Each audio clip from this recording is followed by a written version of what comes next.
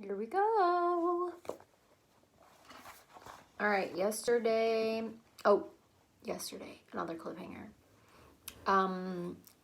Zero and Stanley are walking, trying to get to Big Thumb. It's not going well. They're walking up this huge steep mountain. They have to like zigzag across it because just going up is way too hard. And at the end of that chapter, Zero just like collapses and doesn't get up and doesn't say anything, and Stanley can't get him to wake up. Here we go. Chapter 38.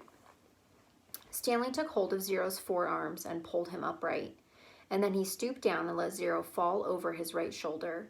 He stood up, lifting Zero's worn-out body off the ground.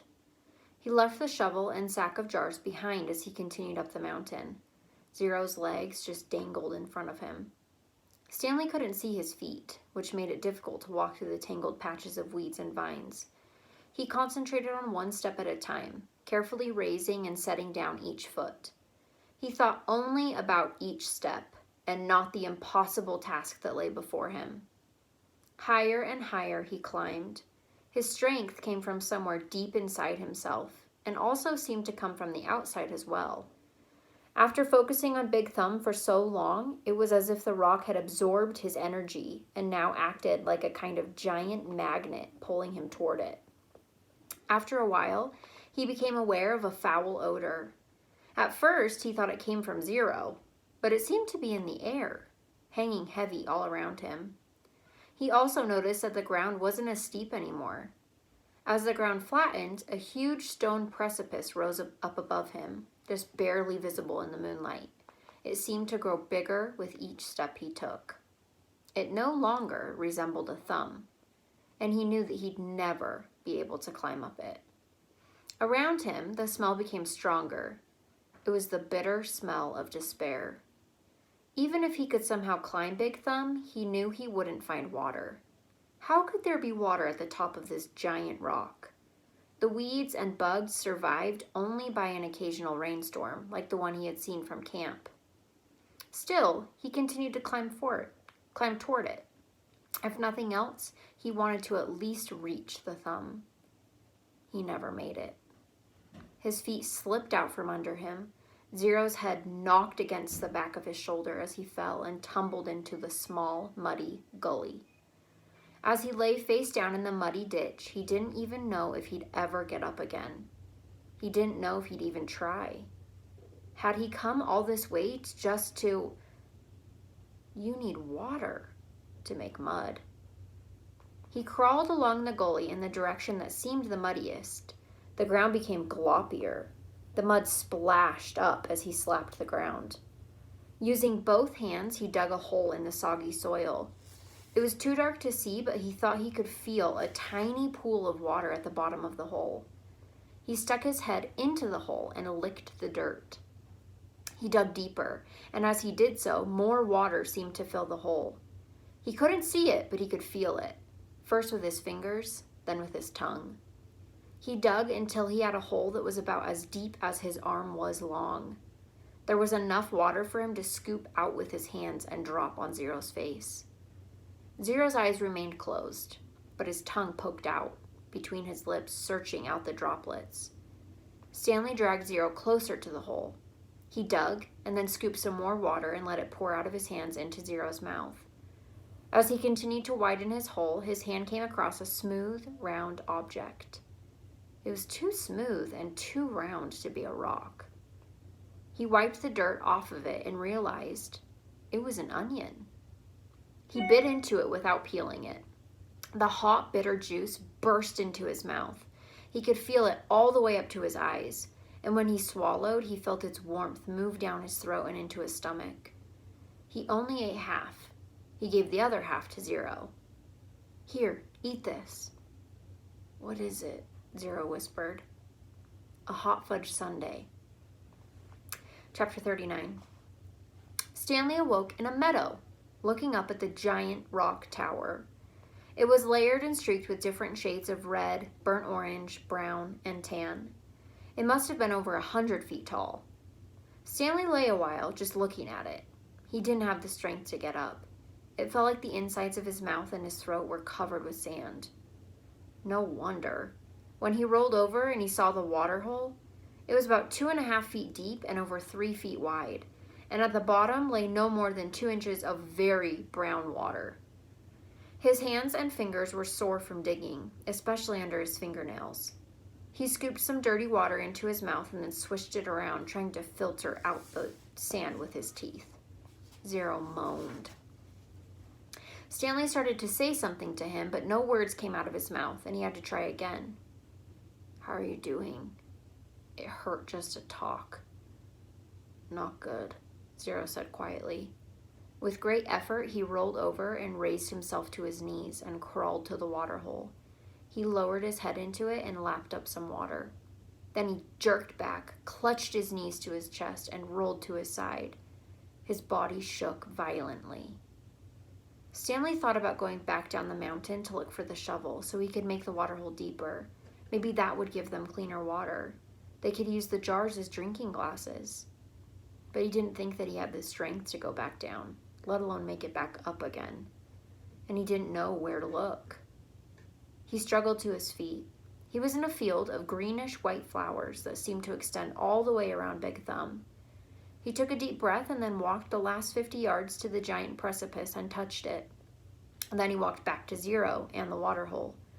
On the way, he picked one of the flowers. It actually wasn't one big flower, he discovered, but instead each flower was really a cluster of tiny little flowers that formed a round ball. He brought it to his mouth, but he had to spit it out. He could see part of the trail he had made the night before when he carried Zero up the mountain. If he was going to head back down and look for the shovel, he realized, he should do it soon, while the trail was still fresh. But he didn't want to leave Zero. He was afraid Zero might die while he was gone. Zero was still lying, doubled over on his side. I've got to tell you something, he said with a groan. No, don't talk, said Stanley. Save your strength. No, listen, Zero insisted, and then he closed his eyes as his face twisted with pain. I'm listening, Stanley whispered. I took your shoes, Zero said. Stanley didn't know what he was talking about. His shoes were on his feet. It's all right, he said. Just rest now. It's all my fault, said Zero. It's nobody's fault, said Stanley. I didn't know, said Zero. That's okay, Stanley said. Just rest. Zero closed his eyes, but then again he said, I didn't know about the shoes. What shoes? From the shelter. It took a moment for Stanley to comprehend. Clyde Livingston's shoes? I'm sorry, said Zero. Stanley stared at him. That was impossible. Zero was delirious. Remember at the beginning when it talks about why Stanley's at Camp Green Lake in the first place, and it's because they said that he stole those shoes that Clyde Livingston, the basketball player, had signed. But Stanley said that they were just like fell from the sky and then he got caught with them.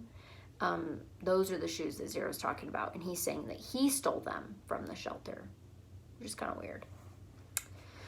Zero's confession seemed to bring him some relief. The muscles in Zero's face relaxed. As he drifted into sleep, Stanley softly sang him the song that he had been in his family for generations. If only, the woodpecker sighs. The bark on the tree was just a little bit softer. While the wolf waits below, hungry and lonely, he cries to the moon, if only, if only. All right, we will read one more chapter. Chapter 40. When Stanley found the onion the night before, he didn't question how it had come to be there. He just ate it gratefully. But now as he sat gazing at Big Thumb and the meadow full of flowers, he couldn't help but wonder about it. If there was one wild onion, there could be more. He intertwined his fingers and tried to rub out the pain, and then he bent down and dug up another flower, this time pulling up the entire plant, including the root.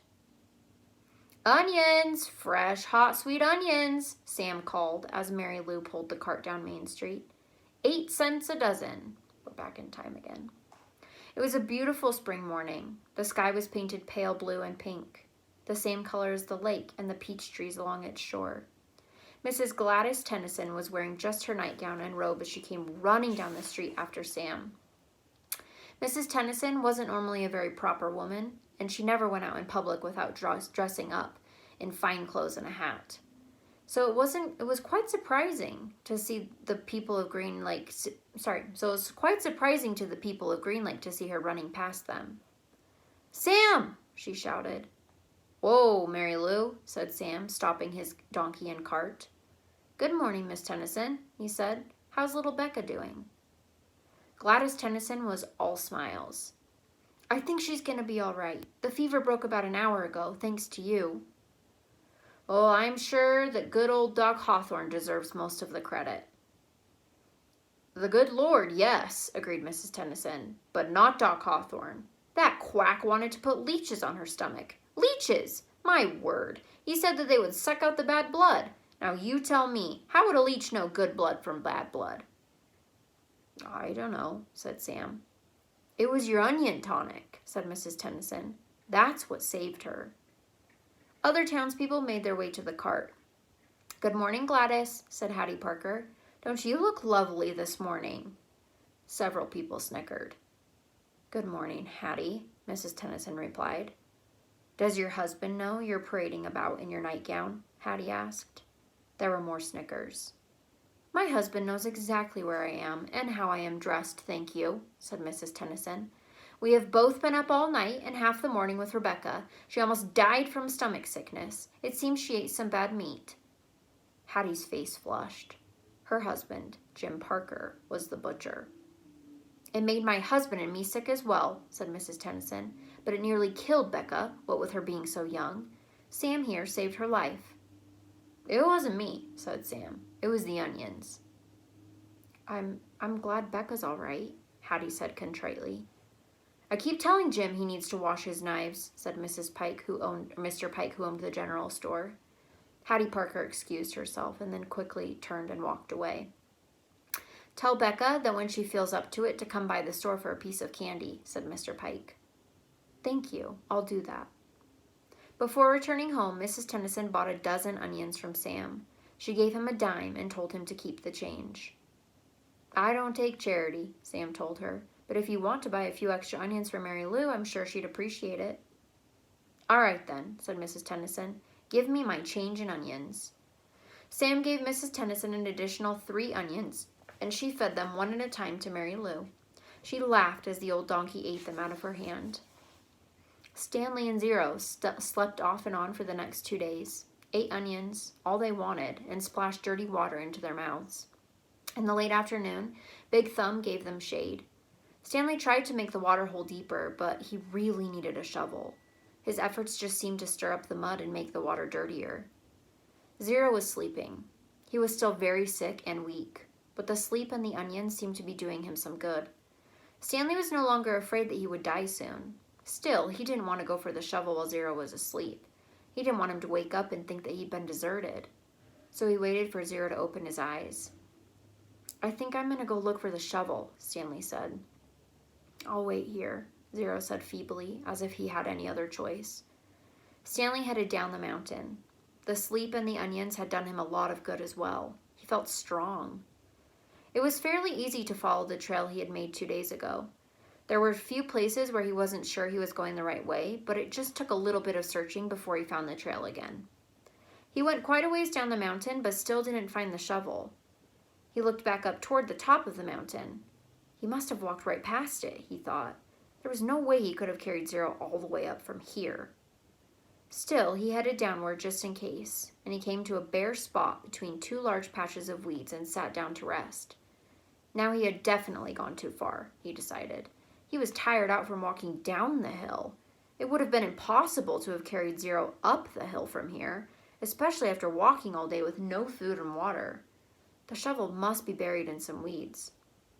Before starting back up, he took one last look around in all directions. He saw a large indentation in the weeds a little farther down the mountain. It didn't seem likely that the shovel could be there, but he'd already come this far. There, lying in some tall weeds, he found the shovel and the sack of jars. He was amazed. He wondered if the shovel and sack might have rolled down the hill. but none of the jars were broken except for the one which had broken earlier. And if they had rolled down the hill, it's doubtful that he would have found the sack and shovel side by side. On his way back up the mountain, Stanley had to sit down and rest several times. It was a long, hard climb. All right, we'll stop there for today.